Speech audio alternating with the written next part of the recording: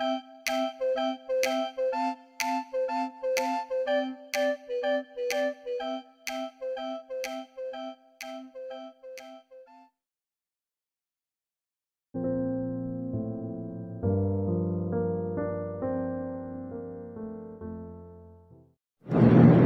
po since ina-amend nyo na rin po itong internal rules ninyo, maganda po na isama nyo na rin po yun.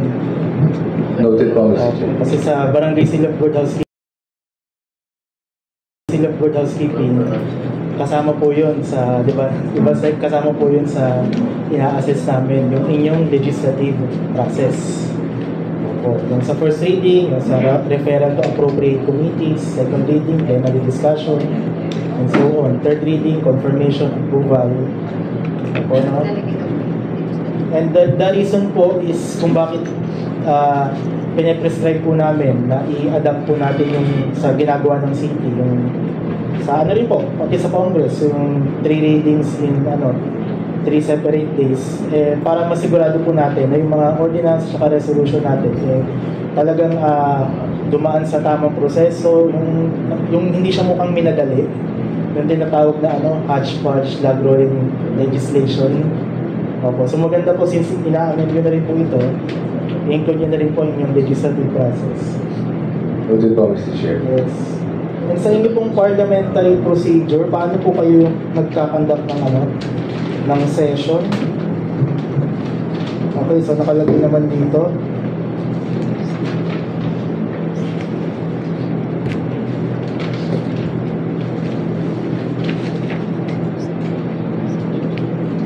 So ito yung call to order, reading and adoption of previous minutes, na nakakomply naman po ito every Yes, po, Mr. Chair. Tapos kailan po ang inyong regular session? Yung conduct, diba? Second and fourth Friday of the month po, Mr. Chair. Okay, sige po. And then yung sa nyo po,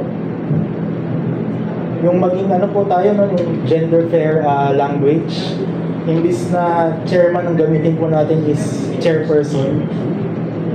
Opo. Chairperson po ang gamitin natin.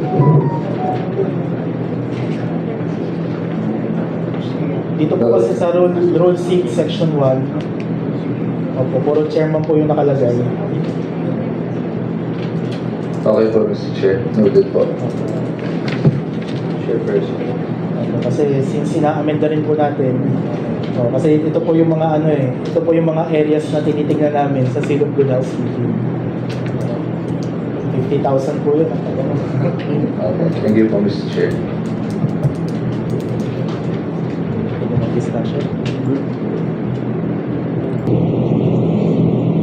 Mr. Chair. Please proceed. Kagawad ano? Benedict po. Benedict. First time dito? First time po. First term rin po nyo? Second term po, Mr. Second term. So during your first term, nakapunta kayo rito? Hindi po, Mr. Chair. Bakit kaya? May trabaho po kasi ako sa isang private company. So wala kayong resolution o rinansan na nagawa? Sa po, wala po honestly. Pero ngayon meron na? Meron na po kasi wala na po akong trabaho ngayon, Mr. Chair. Okay, so how about the other? Kagawad din po? Kagawad? Second term din po? Ngayon din po kayo nakapunta rito?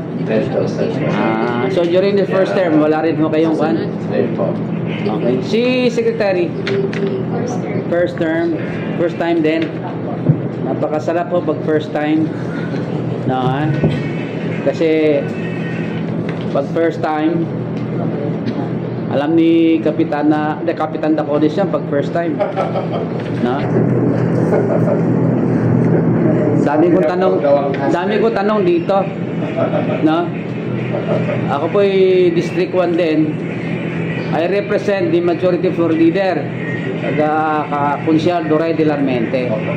Sabi sa akin, pag District 1 daw tulungan, pag ibang district hindi. Nataw kay Kagawad. Kaya nga, kumusta naman si Kunsyala doon sa lugar nyo? Huwag kang magkamali, huwag kang magkamali.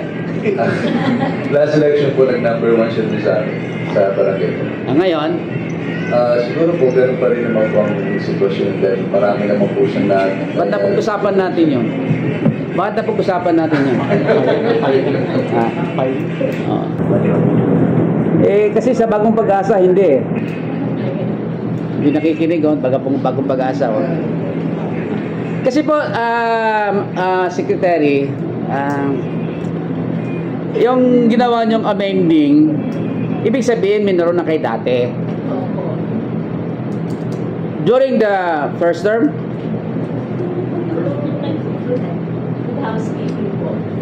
Po. Okay, sige. Alam mo, sarap talagang magturo sa mga bago. Bago na luma. No, ha? Bago rin kayo, hindi kayo umatin ng seminar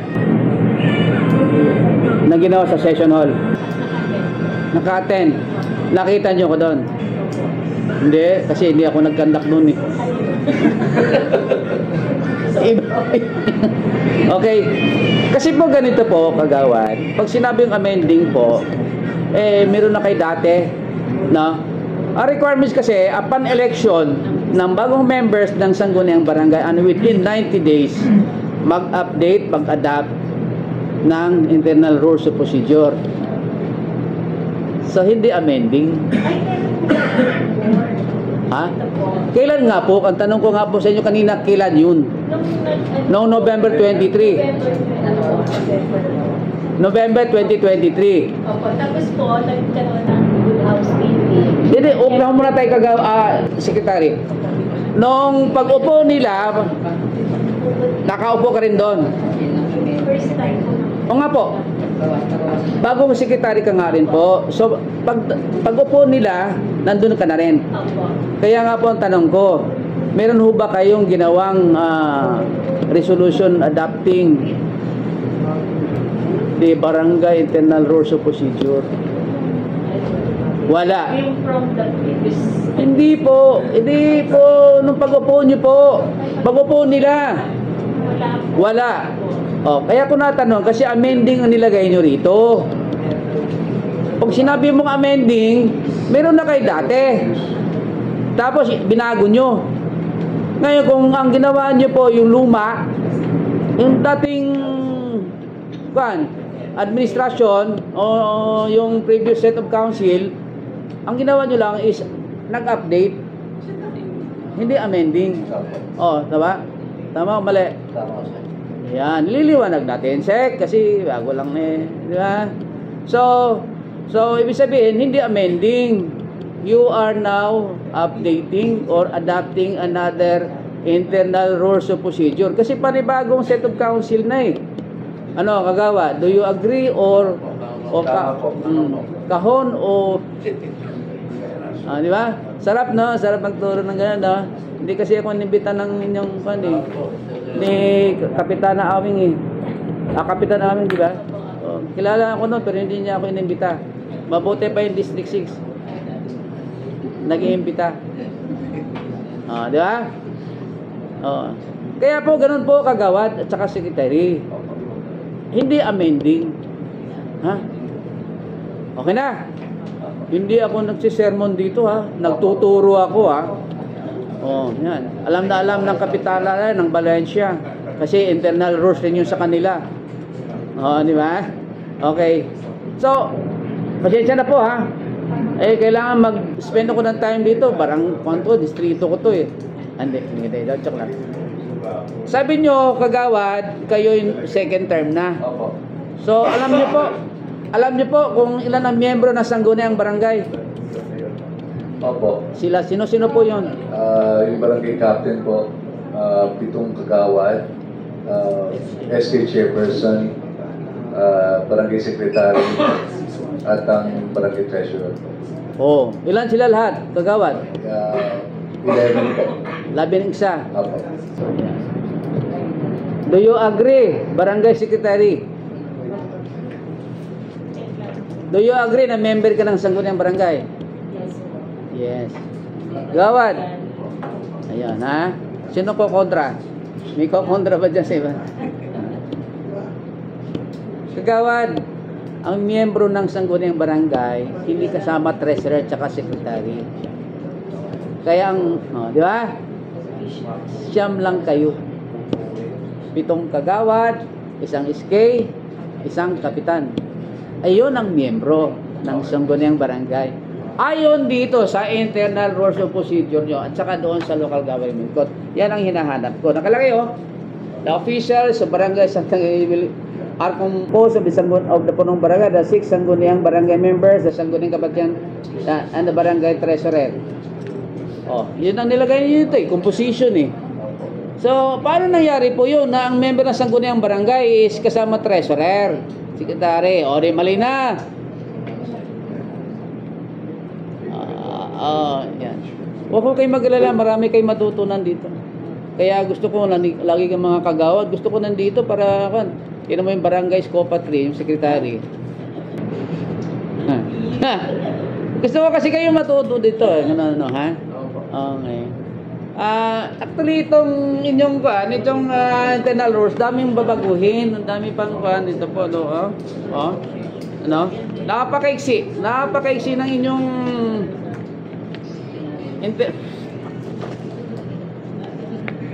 internal rules. Ipopromote ko na naman. Kasi meron akong talagang ginawang model internal rules para sa kapakanan ng mga barangays. Ito, tinapang kapal. Sa iyo, ilang piraso lang. Di ba? Ito, comprehensive ito. Nandito na. But it doesn't mean na kung ano nandito, yun rin ang inyong kukopyahin. Baka may pati pangalan ko, kinukopya nyo. Yan. Ibig sabihin, nandito po siya. Ngayon, kagawad sa kasek, sabihin mo kay Awing na, namimilit pa ako. Huwag niya akong imbitahan. Para i-ikuha natin to, i-discuss nito natin sa inyong council. Tingnan mo, ngayon nyo lang nalaman na yun pala.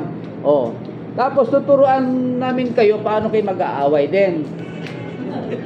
Yung kapitan saka yung konseho mag-aaway. Ayan, tuturuan ko rin. Paano tanggalin yung mga kagawad. Joke lang ko yan. Kasi nandito sa internal rules of procedure, this will govern the session ninyo, pare, parliamentary rules, ganon.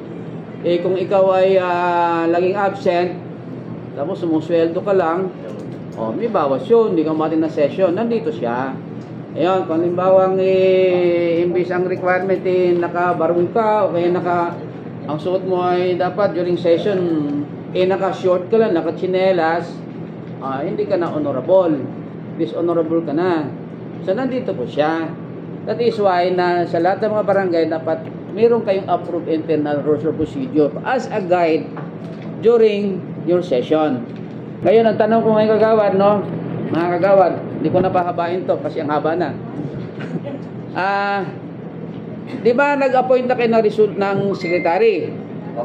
Nag-appoint na rin kayo ng treasurer. Pero yung internal rules of procedure nyo, ngayon pa lang. Di ba, secretary? Dapat internal rules of procedure muna. And then, that's the time that you conduct session for the passing of a resolution confirming the appointment. Di ba? Ayun na, nauna na yung... Bakit? Kasi pinagsasubmit kayo for compliance ng... Ayun magsabi. Di ba? Pero dapat ito nauna. Okay. So much of that yung aking orientation. With that, Mr. Chair, I move that we defer. Naka-recess ba? We defer consideration of resolution number 023, Barangay Santa Teresita, for further study. And then, pag-usapan ulit kung anong dapat gawin dito, Secretary. Dapat nandito yung punong barangay mo. There's a motion for the deferment of resolution number 023, series of 2024 of Barangay Teresita. Duly seconded, said barangay resolution is hereby deferred. Bigyan natin sa kanila.